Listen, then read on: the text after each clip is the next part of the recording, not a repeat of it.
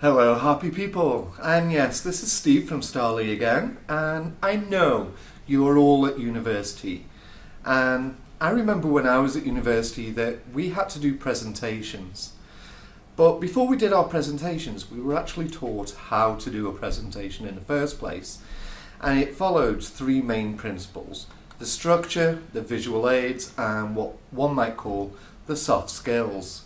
Now, at the end of this video, you'll have a chance to subscribe and like the video and to ask any questions that you want to ask in the comments below. So, the structure that we were taught was a very simple structure of three tells. Tell them what you're going to tell them, tell them what you've told them. And this was the introduction, the body, and the conclusion. Now, in the introduction, you were expected to greet, maybe say your name, state what the main topic was, and to give the three subtopics, usually three. Could be more depending on how long your presentation's for. But a 15-minute presentation doesn't need more than three topics. Then you would actually state your rules, because you don't want people to ask questions in the middle of your presentation if you're a nervous presenter. If you're comfortable with that, then you can set a rule where people can ask a question while you're talking. Then the body. Now the body is, each section of the body has three body parts if you've got three subtopics.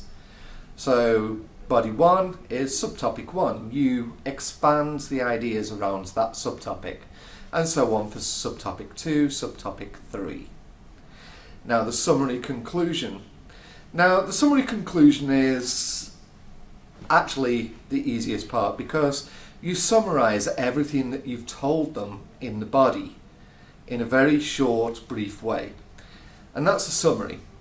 The conclusion comes in telling them what to think. If you don't have a conclusion, then you let the audience make up their own mind about what to think about the information you've given them. But if you want them to think a certain way, then you give them what the end result of this information leads to, and that's a conclusion.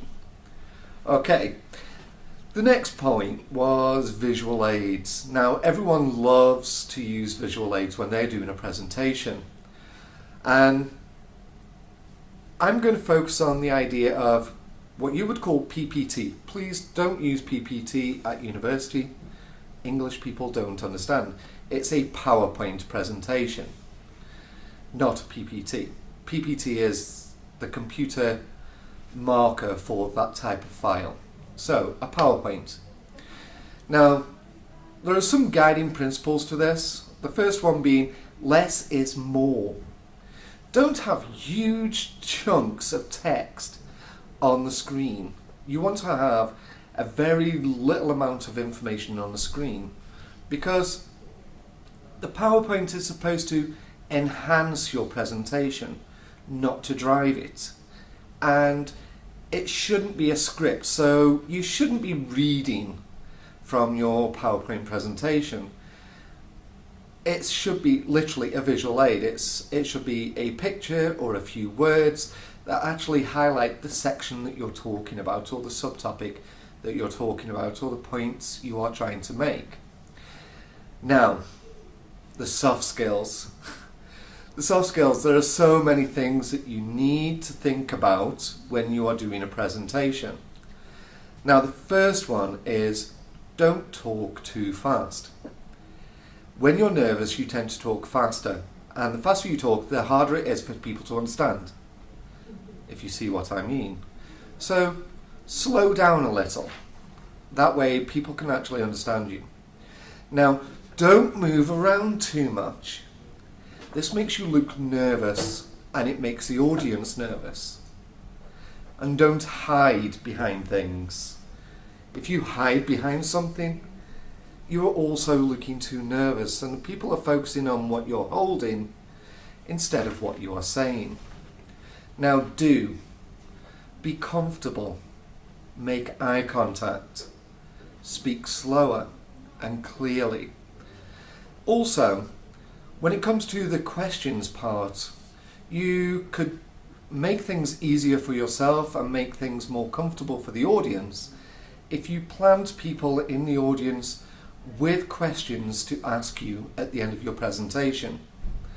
Also, think about what kind of questions you may be asked and try to predict those so that you can be ready with an answer. Either way, you need to listen very carefully and make sure that you actually answer the question. Don't just hear part of a question and think, oh, I know the answer, and start talking. Let the person finish asking and then think about it and then answer. So, if you have the right structure, the beginning, the middle, the end, tell them what you're going to tell them what you've already told them, you have good visual aids, and you act in a very relaxed manner, remembering less is more, then you could have a really good presentation. That said, once everything's over, make sure that you answer the questions. So, that was my experience with presentations, and that's what I use for my presentations now. And if you actually watch this video, you'll realize that I've done exactly these things for my presentation. So, click like, subscribe, and write your questions in the comments below. Until the next video, bye!